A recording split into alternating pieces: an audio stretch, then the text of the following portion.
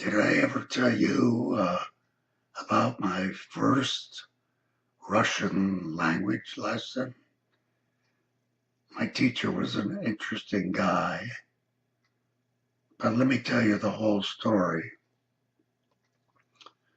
When I was with the 102nd Station Hospital in New Guinea, I was a general medical officer, which means I had a ward of sick GIs, sick from one thing and another, malaria,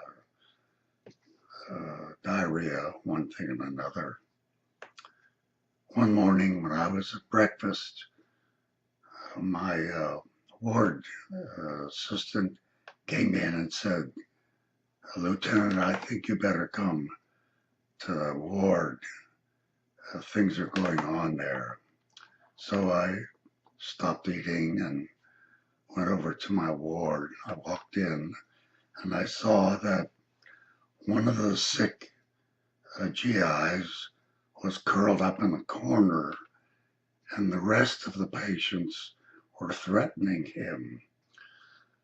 I called off what appeared to be an attack, and asked one of the patients what was going on. He said, "Lieutenant, this guy is cheating us." I said, "What do you mean?" He said, "We're playing poker, and he's got all the money from the poker game, and we think he's cheating." So I told him to lay off, and I talked to the young man. It turned out he was cheating. So I said to him, "Return all the money, and then I want to talk to you." So they gave up the money, and I said to him, "I want to know how you were cheating." He said, "Well, it was really easy. The deal to the poker game rotated around the players. And when it came my turn, I picked up the cards that were lying in the pot.